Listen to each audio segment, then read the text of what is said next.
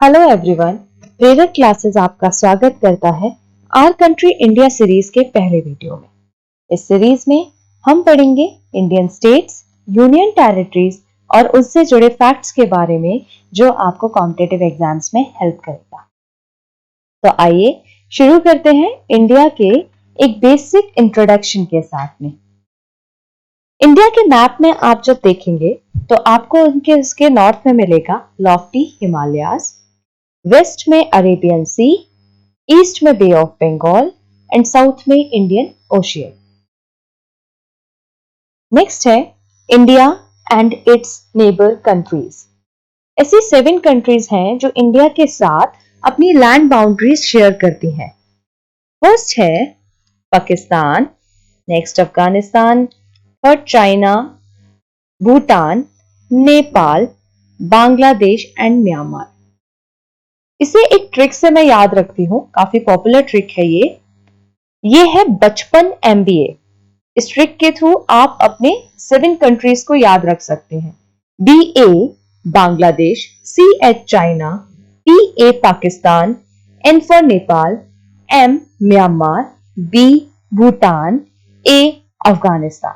इसके थ्रू हमें 7 कंट्रीज याद रहेंगी कि कौन कौन सी हमारी इंडिया की नेबर कंट्रीज हैं। इनके अलावा इंडिया के साउथ में हमारी 2 आइलैंड नेबर्स भी हैं। एक है श्रीलंका, दूसरा है मालदीव्स। श्रीलंका इंडिया से पाक स्ट्रेट के थ्रू सेपरेट है। स्ट्रेट क्या होता है? स्ट्रेट जो है इसे हम हिंदी में जल संधि भी कहते हैं। ये 2 बड़े समुद्रों को मिलाने वाला एक सकरा समुद्र खंड होता है। ठीक है, a narrow piece of sea that joins 2 larger sea, है ना। तो यहां पर जो इंडिया को श्रीलंका को जो बीच में सेपरेशन है उसका उस स्ट्रेट का नाम है पाक स्ट्रेट। नेक्स्ट है पॉलिटिकल एंड एडमिनिस्ट्रेटिव डिवीजन, राजनीतिक एवं प्रशासनिक प्रभाव। एडमिनिस्ट्रेटिव पर्पस से कंट्री इंडिया के जो है वो 28 स्टेट्स और 8 यूनियन टेरिटरीज में डिवाइडेड है। इंडिया के जो कॉन्स्टिट्यूशनल हेड ऑफ एग्जीक्यूटिव है वो है प्रेसिडेंट। जब हम स्टेट की बात करेंगे तो यहाँ के जो हेड ऑफ एग्जीक्यूटिव होते हैं वो है गवर्नर, जिन्हें अपॉइंट करते हैं हमारे प्रेसिडेंट। और जब बात करेंगे यूनियन टेरिटरीज की तो वहां के जो हेड ऑफ एग्जीक्यूटिव है वो होते हैं लेफ्टिनेंट गवर्नर, जिन्हें हमारे प्रेसिडेंट अपॉइंट करते हैं। चलिए आइए शुरू करते हैं जम्मू एंड कश्मीर के साथ में। जम्मू एंड कश्मीर का समर कैपिटल है श्रीनगर, विंटर कैपिटल है जम्मू। लेफ्टिनेंट गवर्नर है श्री मनोज सिन्हा जी। जो हमारी ऑफिशियल लैंग्वेजेस हैं जम्मू एंड कश्मीर की वो है Kashmiri, Dogri, Urdu, Hindi and English. Jammu and Kashmir अपने इंडिपेंडेंस के पहले एक प्रिंसली स्टेट हुआ करता था। उसके बाद 26 अक्टूबर 1947 के बाद ये एक इंडियन स्टेट बना और उसके बाद 31 अक्टूबर 2019 को ये यूनियन टेरिटरी में कन्वर्ट हो गया। अब हम कुछ डेटा टेबल देखते हैं। वो डेटा टेबल में कभी कभी हमारे एग्जाम्स में उससे रिलेटेड भी क्वेश्चंस पूछ ले जाते हैं, तो ये भी हमारे लिए इंपॉर्टेंट है। जम्मू एंड कश्मीर का सेक्स रेशियो है 889, चाइल्ड सेक्स रेशियो है 862, density per kilometre square is 56 and literacy is 67.16%। चलिए आगे और देखते हैं, है ना। कल्हण जो है एक इंडियन हिस्ट्री राइटर थे, साथ में पोएट भी थे। और कल्हण ने कश्मीर की परंपरा और उसके इतिहास के बारे में लिखा और उनके इस इतिहास को जो है हम राजत रंगनी के नाम से जानते हैं। ये उन्होंने करीबन 10th सेंचुरी AD में इसके बारे में लिखा था और काफी पॉपुलर है उनका ये इतिहास राजत रंगनी। मैंने राजत रंगनी यहां मेंशन नहीं किया है, तो याद रखिएगा। कल्हण ने जिसमें अपना जो इतिहास लिखा है कश्मीर के परंपराओं के बारे में, उसके इतिहास के बारे में, उस इतिहास को हम जानते हैं राजत रंगनी के नाम से। 1882 में गुलाब सिंह यहाँ के किंग बने। रणबीर सिंह जी ने गुलाब सिंह जी की डेथ के बाद यहाँ का भार संभाला। 1925 में हरि सिंह जी ने राज्य का भार संभाला, जो कि रणबीर सिंह के ग्रैंडसन थे। जब कश्मीर की ट्रीटी साइन हुई इंडिया के समय, उस समय जो राज्य के राजा थे, महाराजा थे, वो थे हरि सिंह जी। अभी जैसे हमने इससे पहले भी बात की कि 1947 से पहले तक श्रीनगर जो है एक प्रिंसली स्टेट माना जाता था, प्रिंसली स्टेट था। और जम्मू एंड कश्मीर उन 565 प्रिंसली स्टेट्स में से एक था, जिनपे से जैसे ही इंडियन इंडिपेंडेंस एक्ट 15 अगस्त 1947 को लागू हुआ, वहां से ब्रिटिश पैरामाउंसी लैप्स हो गई और उन सभी प्रिंसली स्टेट्स को ये ऑफर दिया गया कि वो चाहे तो पाकिस्तान के साथ आ जाएं, वो या तो फिर इंडिया के साथ चले जाएं। इन द सेम वे जो जम्मू एंड कश्मीर के राजा थे, महाराजा हरि सिंह जी, उनको भी ये ऑफर दिया गया, वो चाहे तो इंडिया के साथ आए या वो पाकिस्तान के साथ चले जाए। और उन्होंने कोई भी डिसीजन को इमीडिएटली ऑप्ट करने की जगह उन्होंने एक स्टैंड स्टिल एग्रीमेंट का ऑफर, एक प्रपोजल जो है इंडिया और पाकिस्तान को दिया, और उन्होंने जो स्टेट का एक्सेशन है उसको पेंडिंग रख दिया कि अभी वो कोई भी जो फाइनल डिसीजन है अभी वो नहीं लेंगे। पाकिस्तान स्टैंड स्टिल एग्रीमेंट के अंदर एंटर तो हो गया, बट उसके बाद भी उसने अपने जो सोल्जर्स हैं, ट्राइब्समैन हैं, उनको कश्मीर में घुसपैठ करवा दी और 24 अक्टूबर 1947 की सुबह तक thousands of tribal Pathans Kashmir के अंदर घुस चुके थे। तभी महाराजा हरि सिंह जी ने इंडिया से हेल्प मांगी और अपने रिप्रेजेंटेटिव शेख अब्दुल्ला जी को दिल्ली भेजा इंडिया से हेल्प मांगने के लिए कि वो उनकी इस मामले में हेल्प करे।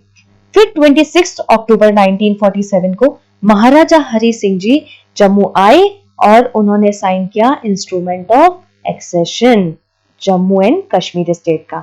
ये वही डॉक्यूमेंट है जिसे जब महाराजा हरि सिंह जी ने साइन किया, उसके बाद जम्मू एंड कश्मीर इंडिया का पार्ट बन गया और इंडिया ने इसी सिग्नेचर के बाद कश्मीर की हेल्प करी, अपनी आर्मी को कश्मीर में भेजा और कश्मीरियों की तरफ से इंडियन आर्मी ने उन घुसपैठियों के साथ फाइट की।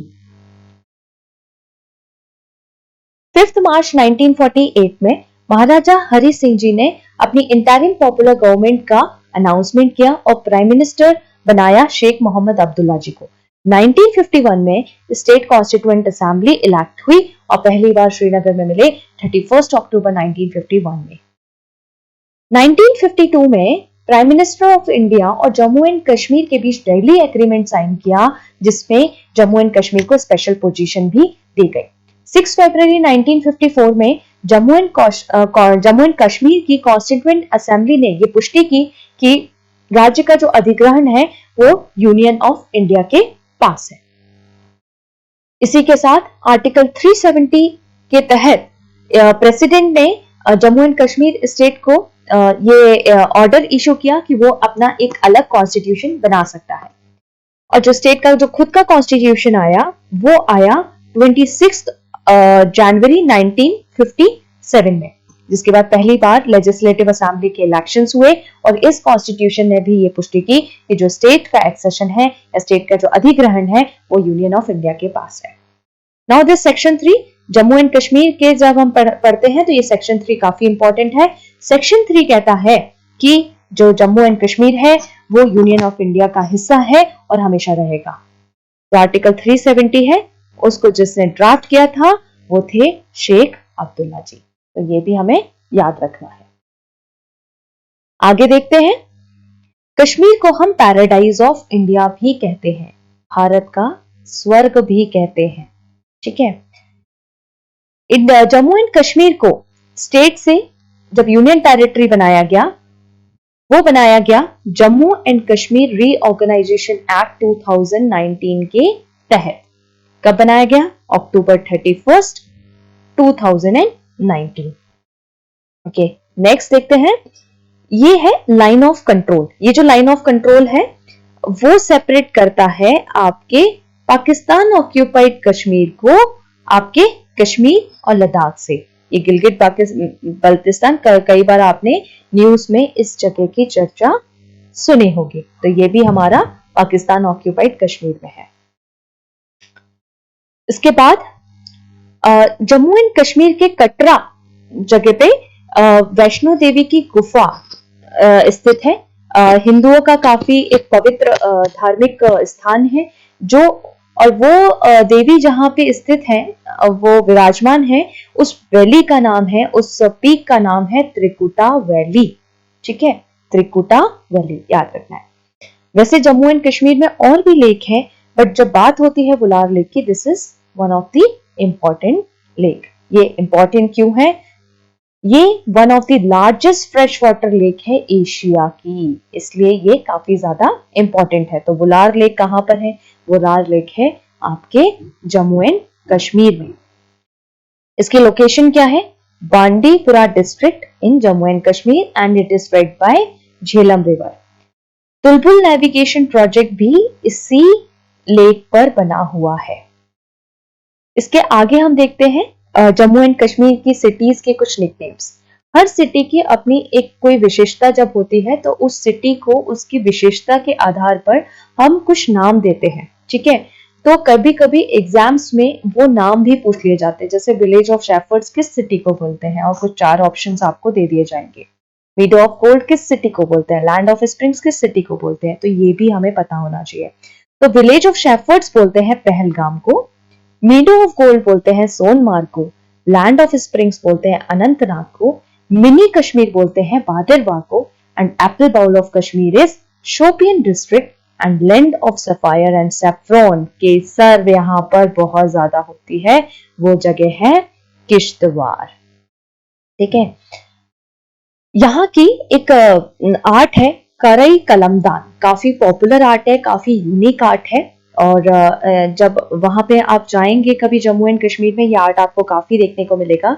इसमें पेपर पल्प के थ्रू उसको मैश करके, और उसकी भी एक अपनी प्रोसेस है, उससे बॉक्सेस, ऐसे फ्लावर पॉट्स वगैरह काफी कुछ ऐसे मतलब बनाया जाता है। काफी फेमस हैंडीक्राफ्ट इंडस्ट्री है, और उसपे इस तरीके की कुछ पेंटिंग्स वहां पे की जाती है। ठीक है, तो इस आर्ट को हम बोलते हैं करई कलमदान। इसमें पेपर पल्प को यूज करके चीजें बनाई जाती है। इसके बाद आता है हमारा कशीदा एम्ब्रॉयडरी। एक टाइप की एम्ब्रॉयडरी है, यहाँ पर वो उसका पिक्चर मेंशन नहीं है।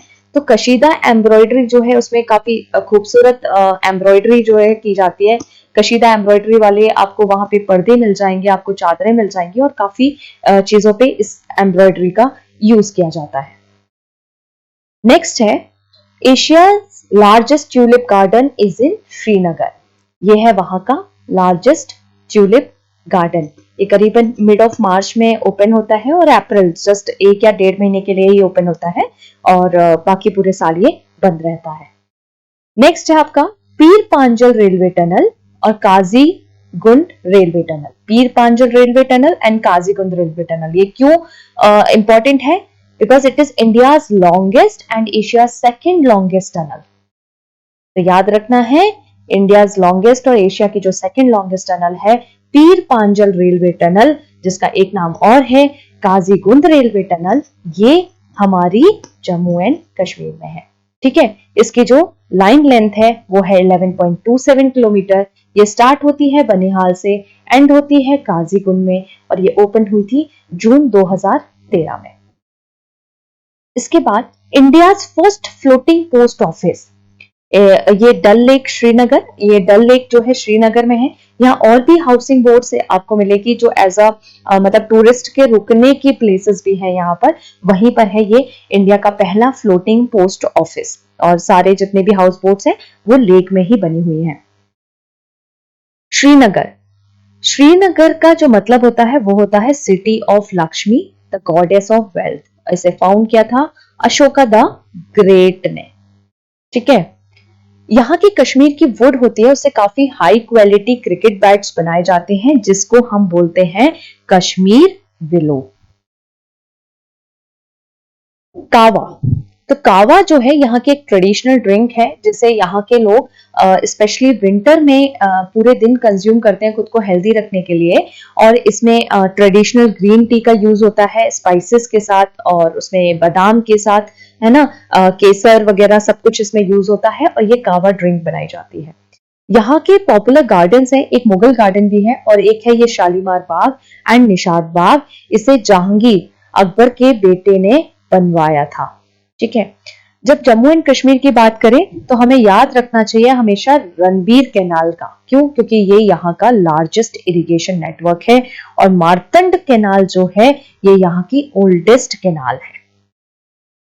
इसके बाद इंडस वाटर ट्रीटी, इसके बारे में हमने हमेशा काफी बार पढ़ा भी होगा।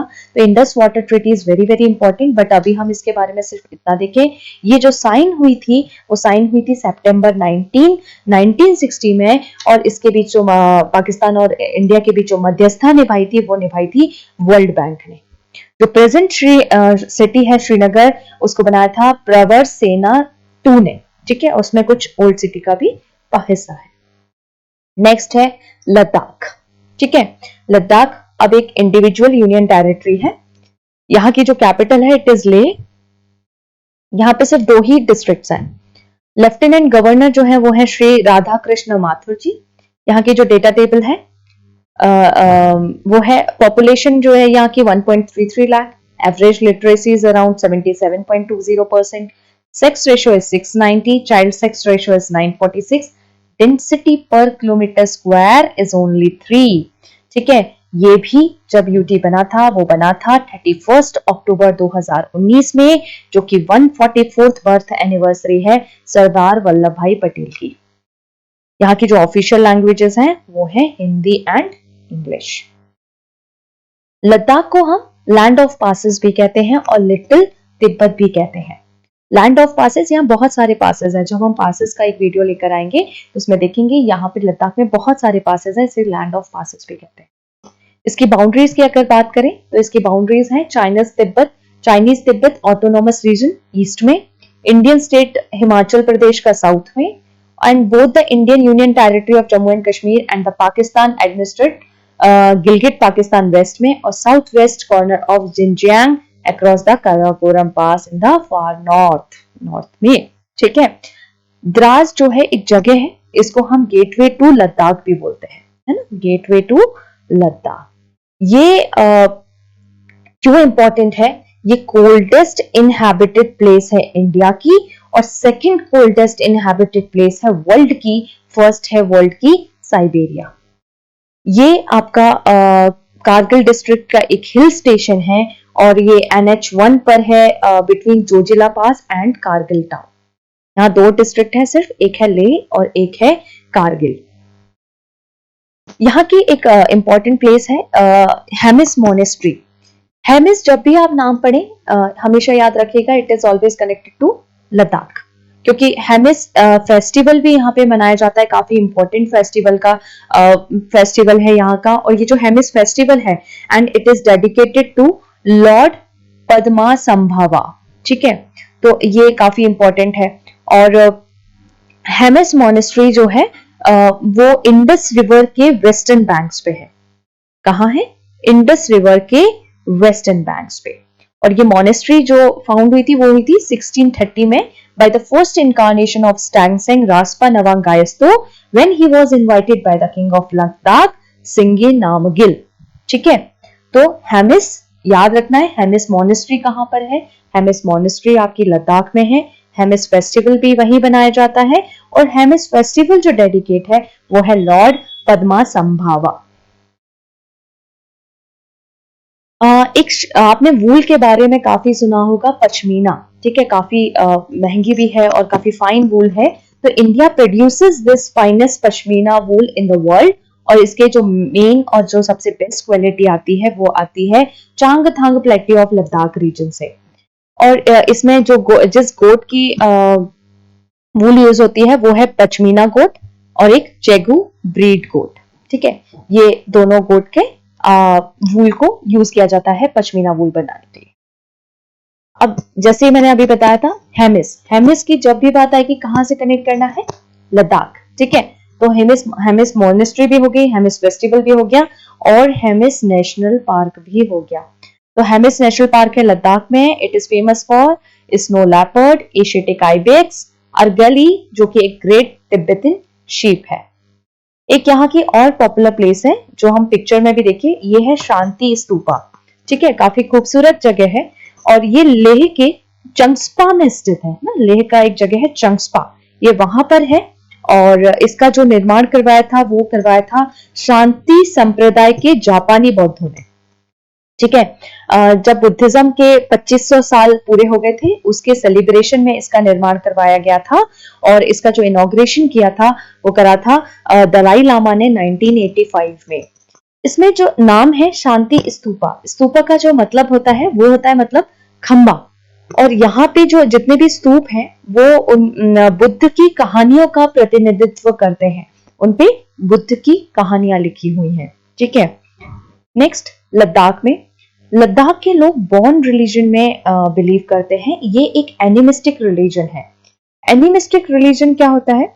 एनिमिस्टिक रिलीजन जो लोग मानते हैं वो मानते हैं कि आत्मा केवल मनुष्यों में नहीं होती बल्कि सभी जंतुओं, वनस्पतियों, चट्टानों, प्राकृतिक परिघटनाओं जैसे बिजली, वर्षा आदि में भी होती है।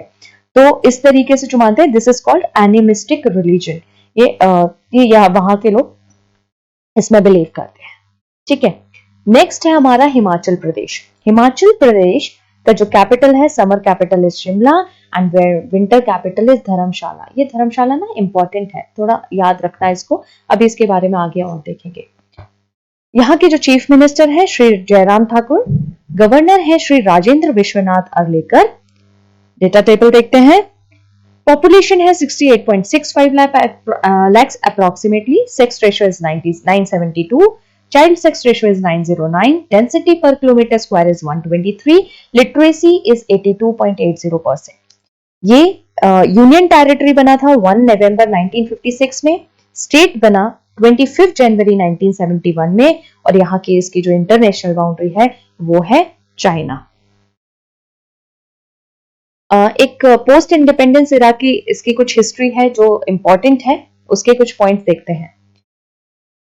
हिमाचल प्रदेश एक चीफ कमिश्नर प्रोविंस था और ये the chief commissioner province of HP came into being on 15 April 1948।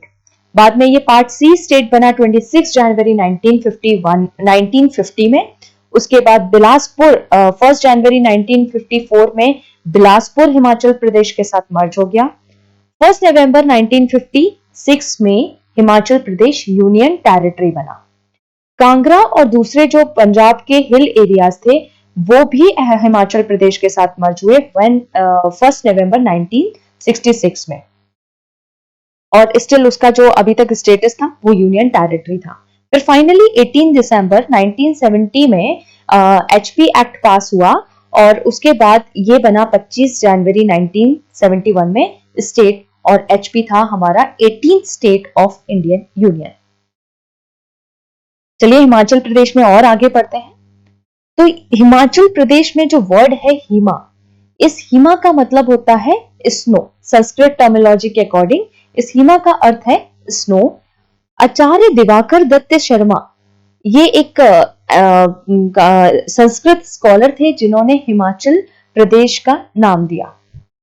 Strict ऐसे इंटरनेशनल बॉर्डर जो है, इंडिया की जो इंटरनेशनल बॉर्डर है, वहां पर जो हिमाचल प्रदेश के डिस्ट्रिक्ट हैं उनके नाम है किन्नौर एंड लाहौल एंड स्पीति। कई बार एग्जाम्स में पूछा जा चुका है। हिमाचल प्रदेश के जो डिस्ट्रिक्ट हैं जो इंटरनेशनल बॉर्डर पर है वो क्या है, कौन कौन से हैं? एक है किन्नौर और एक है लाहौल एंड स्पीति। तो जब आप लाहौल एंड स्पीति पढ़ रहे हैं तो स्पीति में जो है ये भी याद रखिए साथ में कि यहाँ है पिन वैली नेशनल पार्क। तो पिन वैली नेशनल पार्क कहां पर है? हिमाचल प्रदेश में है। तो जैसे आपने लाहौल एंड स्पीति पढ़ा कि ये वो डिस्ट्रिक्ट है जो इंटरनेशनल बॉर्डर पर है, वो वैसे ही आपको याद रहना चाहिए यहाँ पर एक पिन वैली नेशनल पार्क भी है। ठीक है, किस डिस्ट्रिक्ट में है? स्पीति वैली में है, और डिस्ट्रिक्ट जो है वो है लाहौल एंड स्पीति। नाथपा झकरी प्रोजेक्ट काफी इंपॉर्टेंट है ये भी, ये सतलुज रिवर पे है। ठीक है, सतलुज रिवर पे है। कहां पर है? किन्नौर में है, शिमला डिस्ट्रिक्ट में है। तो जब आप याद करेंगे कि इंटरनेशनल बॉर्डर जो है इंडिया की, उस पे कौन से डिस्ट्रिक्ट है हिमाचल प्रदेश के? एक है किन्नौर और दूसरा है लाहौल एंड स्पीति। तो लाहौल एंड स्पीति के साथ में याद रखिए पिन वैली नेशनल पार्क, जो कि स्पीति वैली में लोकेट है। उसके बाद जब आप किन्नौर के बाद याद करेंगे तो किन्नौर के साथ याद रखिएगा, वहां पर है नाथपा झकरी प्रोजेक्ट जो कि है सतलुज रिवर पे। एक जगह है चंबा डिस्ट्रिक्ट में खजियार, है ना। खजियार जो है उसको एक हम बोलते हैं mini Switzerland of India, mini Switzerland of India भी बोलते हैं। अभी खजियार में पॉपुलर क्या है, तो याद रखना है हमको काला टॉप खजियार सेंचुरी, ठीक है। तो मिनी स्विट्जरलैंड ऑफ इंडिया क्या हुआ, खजियार हुआ चंबा डिस्ट्रिक्ट में, और ये कहां पर है, हिमाचल प्रदेश में, और वहीं पर है काला टॉप खजियार सेंचुरी। तो Kalatop Khajjiar sanctuary and Khajjiar mini Switzerland of India, ये साथ में याद रखना है। और यहाँ पर एक टेम्पल भी है, फेमस टेम्पल खाजी नाग टेम्पल, ठीक है। ये जो टेम्पल है वो डेडिकेट है स्नेक वर्शिप के लिए, बहुत सारे स्नेक आइडल्स भी हैं यहाँ पे, और यहाँ पे शिवा और गॉडेस हडिम्बा का भी आइडल है। हिमाचल प्रदेश में हाईएस्ट ग्राउंड क्रिकेट ग्राउंड भी है, ठीक है, जिसका नाम है चेल क्रिकेट ग्राउंड। ये है चेल में, हिमाचल प्रदेश। इस ग्राउंड को जिसने बनवाया था वो थे महाराजा ऑफ पटियाला भूपेंद्र सिंह। इसे इन्होंने 1893 में बनवाया था, जिन्होंने चेल को अपना समर कैपिटल भी रखा था। और ये 2444 मीटर्स है सी लेवल से। एक इम्पॉर्टेंट मंदिर है यहाँ का, काफी पॉपुलर भी है और इम्पॉर्टेंट भी है, तो ये है ज्वालामुखी टेम्पल। ज्वालामुखी टेम्पल पे जो बुक लिखी गई है उसको पर्सियन लैंग्वेज में ट्रांसलेट किया, और उसके जो ट्रांसलेशन का जो नाम है वो है दलेल आई फिरोज शाही, और इसे जिसने ट्रांसलेट किया था वो थे इजाउद्दीन खाली खानी। Hikkim post office, Hikkim post office जो है ये करीबन 4400 मीटर ऊपर है, और this post office is the highest post office in the world. यहाँ पर ये इस तरीके से एक लगा भी हुआ है इस पोस्ट ऑफिस पे, विश्व का सबसे ऊंचाई पर स्थित डाकघर, the world's highest post office, ठीक है।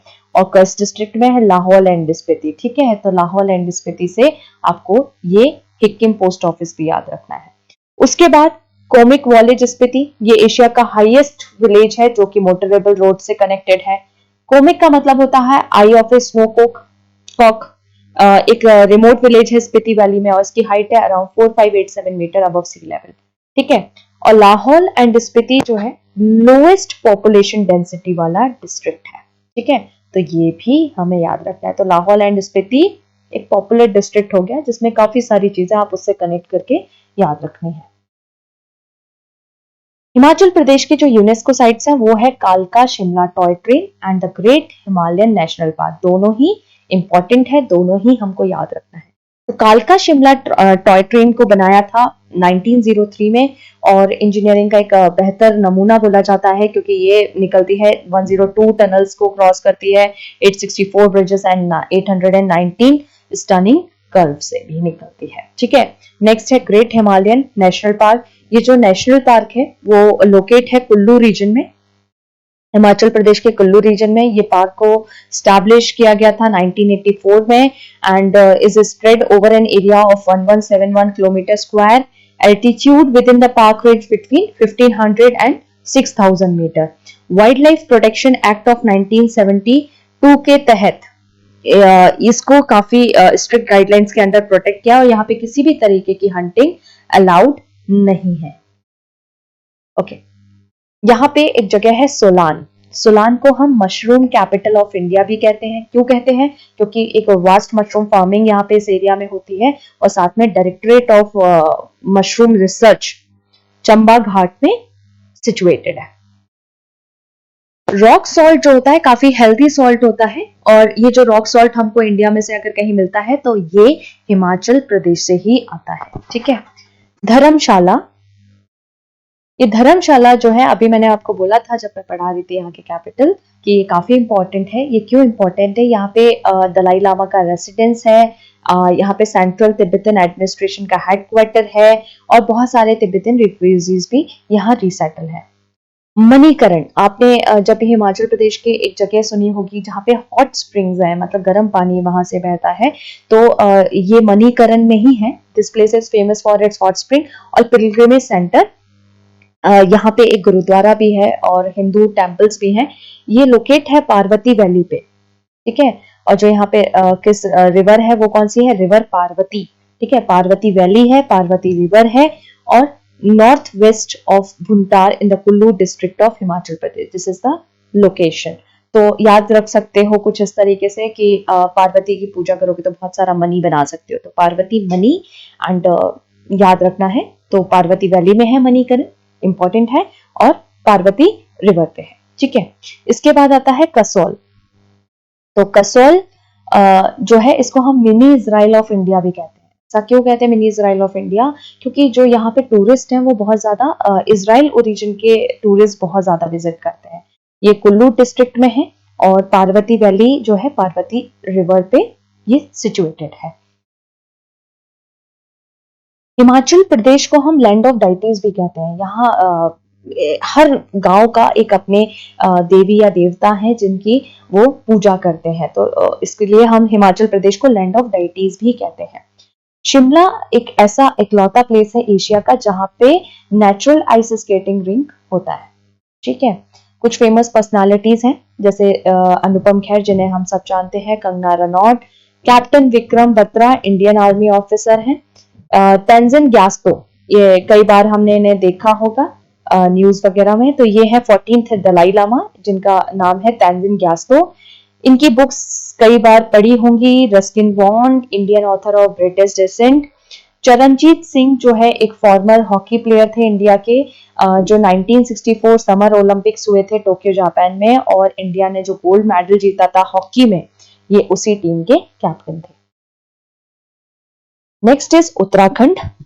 उत्तराखंड की विंटर कैपिटल है देहरादून एंड गेरसन है summer capital. Chief minister Shri Pushkar Singh Dhami, governor Shri Gurmeet Singh ji. यहाँ की पॉपुलेशन है 1.01 approximate, 1.01 crore approximate. Sex ratio is 963, child sex ratio is 890, density per kilometre square is 189, literacy is 78.82%। ये हमारे 27 स्टेट ऑफ इंडिया है, और ये इसका जो फॉर्मेशन हुआ था वो हुआ था 9 नवंबर 2000 में, और ये उत्तर प्रदेश से निकलकर बना है, ठीक है, पहले उत्तर प्रदेश के साथ मिला हुआ था। इसकी जो बाउंड्रीज हैं वो है Tibet autonomous region of China north में, सुदूर पश्चिम प्रदेश ऑफ नेपाल ईस्ट में, ये इंटरनेशनल बाउंड्रीज है, उत्तर प्रदेश इसके साउथ में, और हिमाचल प्रदेश वेस्ट और नॉर्थ वेस्ट में। यहाँ की जो ऑफिशियल लैंग्वेज है, primary official language is Hindi and Sanskrit is secondary official language. 2007 में इसका नाम उत्तरांचल से बदलकर उत्तराखंड कर दिया गया था।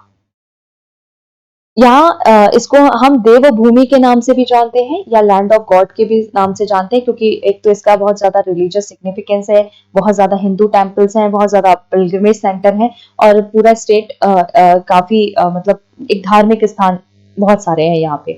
यहाँ पे 4 धाम जो है बद्रीनाथ, केदारनाथ, गंगोत्री, यमुनोत्री, चारों धाम आपको उत्तराखंड में ही मिलेंगे। एक पॉपुलर इंस्टीट्यूट है Indian institute of petroleum IIP, ये स्टैब्लिश हुआ था 1960 में और CSIR का पार्ट है।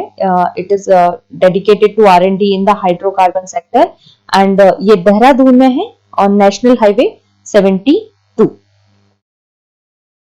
बचेंद्री पाल यहाँ की फेमस पर्सनालिटी है, बचेंद्री पाल, जिनके बारे में हमें पता होना चाहिए। बचेंद्री पाल पहली महिला उत्तराखंड की और इंडिया की भी, ठीक है, तो वो पहली महिला थी जिन्होंने माउंट एवरेस्ट पे चढ़ाई की थी 1984 में, और इनका जो जन्म हुआ था वो हुआ था नाकुरी विलेज उत्तरकाशी डिस्ट्रिक्ट में, और इनको 3rd highest civilian award Padmashri Bhushan से भी 2019 में नवाजा गया था।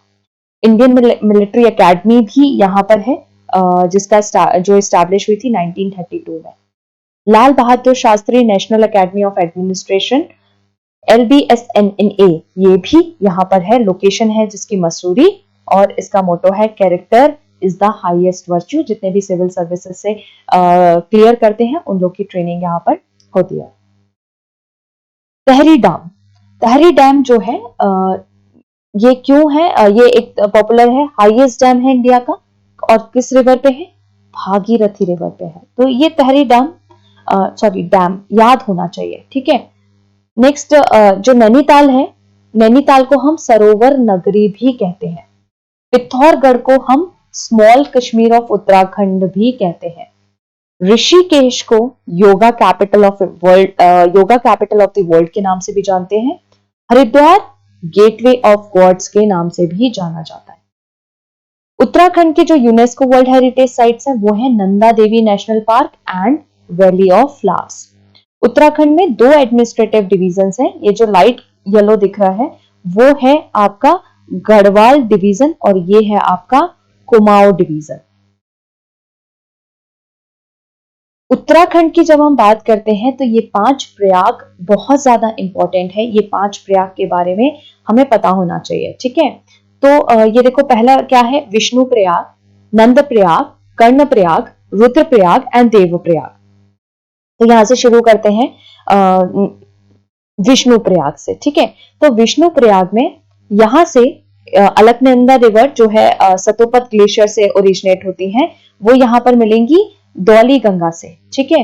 तो धौली गंगा जो कि ओरिजिनेट हो रही है नीति पास से, जोशीमठ के पास में नीति पास से ओरिजिनेट हो रही है, वो दोनों का संगम होगा विष्णु प्रयाग से। तो अलकनंदा आई, धौली गंगा आई और उस पे वहां पे संगम हुआ विष्णु प्रयाग पे और फिर ये आगे बढ़ी अलकनंदा के नाम से ही, ठीक है। अब ये अलकनंदा के नाम से आगे बढ़ी, उसके बाद आगे बढ़ने के बाद हमारा आता है नंद प्रयाग। नंद प्रयाग पे नंदाकिनी रिवर, तो दोनों के नाम ऑलमोस्ट सिमिलर है, नंद प्रयाग और नंदाकिनी।